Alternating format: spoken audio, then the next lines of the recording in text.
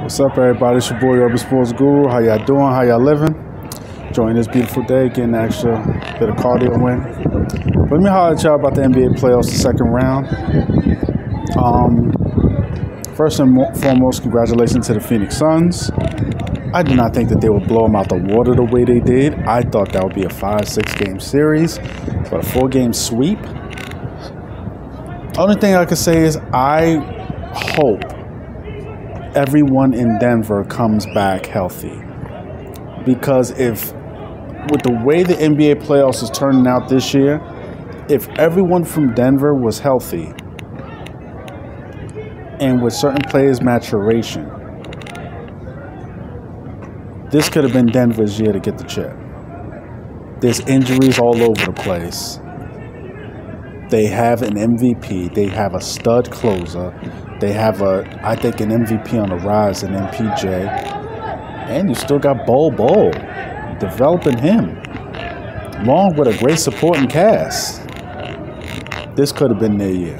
Sadly, injuries is fucking over everybody. Okay, now, the other Western Conference series. Game 5 is tonight. Shameful that Kawhi Leonard is hurt, because of course he's the best player. He's their best player, but my curiosity is to see how long he's going to be out, because at the very least, if no one can get, even if they lose Game 5, okay, best case scenario, they win Game 5, but that's going to be a very tall task in Utah. It's going to be a very tall task in Utah with Kawhi, let alone without him, even though they had the momentum, smoking in these last 2 games. But if they can be back for Game 6,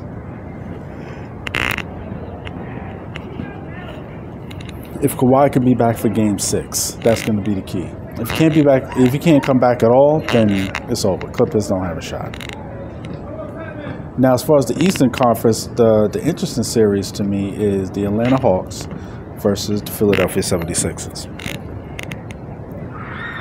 As I told y'all before, Atlanta doesn't have the physical advantages in this series that they had in the previous series against my Knicks. Not only were they the more skilled team against my Knicks, they were the bigger, more physical team. They could play a little bully ball.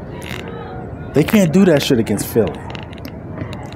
What they do have is more shooters than a little bit. They have one great creator and a whole bunch of shooters and a couple of guys who can run at the rim. And that spreads out everything, and that could cause some problems. Philly, at their best, everybody's moving healthy. They're significantly better. The problem is they don't have enough shooting coming off the bench. When they go to their bench, that's where the problems come. But when that starting lineup is on and they're rolling, that Philadelphia team can beat anybody. I didn't say compete, I said beat. Want to know why?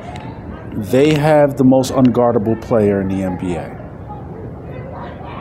I'm going to say this again for a fact. The Philadelphia 76ers had the most unguardable player in the NBA when healthy, and that's Joel Embiid. He's the most unguardable player. And not only what he does for them offensively, what he does for them defensively. Offensively, he has no flaws. The only flaw to his brother is his body. The fact that he's always hurt. That's the only flaw. Literally the only flaw he has. There's no one in the league that can guard him. The reigning 3-time Defensive Player of the Year cannot guard him, and Rudy Gobert. Doesn't even seem to be able to slow him down. No one can guard him. No one can slow him down. And he's too big, too strong for you to get physical. Even Kevin Durant, as great as he looked last night, you can get physical with him. You can't do that with Joel Embiid. You cannot do that. The only thing against Joel Embiid is try to do a Jaja. Hope he turns an ankle. There's nothing you can do. So Philly has the most unguardable player, and they have all the physical advantages in so many other positions because of what Ben Simmons is capable of doing. The only question is their health. Is mainly Embiid. Because then when Embiid is out, they need Tobias Harris to do more because you can't rely on Ben Simmons to take over the scoring load. The man can't shoot. So that series to me is all predicated on Embiid. Now the interesting series is the Bucks versus the Nets. And that is interesting to me because I'm consistently, for the second year in a row, I'm watching Giannis in the playoffs, third year in a row, be used the wrong way. And yes, he will put up numbers. He's going to put up numbers. And I'll tell you all the time, numbers don't mean shit to me in today's NBA. Don't mean shit. I mean, you got this physical freak of an athlete, and y'all trying to put him on the perimeter and dance with the basketball and do euros and spin moves, and he leads the league in offensive fouls every single year. Giannis has some perimeter skills, but he's not a perimeter guy. Giannis Antetokounmpo needs to park his ass in the low post. That's where Giannis belongs. He belongs in the low post. And I know the brother puts in the work. I know he does. But trying to turn him into the perimeter guy, jacking up threes, no. When I watch Giannis trying to play in the perimeter, shooting threes, is like watching Deontay Wilder try to be a pure boxer. No, it's not going to work. It's not going to work. You've made it to where you are being a physical guy, based off your athleticism, based off your physicality. So to change the game and think you're going to be this skillful guy, no, it's not going to happen. Some people are anomalies where that can happen for them. No, it's not going to happen. Yes, he needs to get better in his free throw shooting. Yes, he has to improve that. But to think that this brother all of a sudden is going to turn into a fucking, nearly 7 foot, wingman, like, no. He needs to park his ass in that low post where he can physically use those big broad shoulders that you bulked up for. Score on the inside where it's a hell of a lot easier. He's an amazing finisher if he gets him low enough. Develop some low post moves. A jump hook, counter move. That's where he needs to be.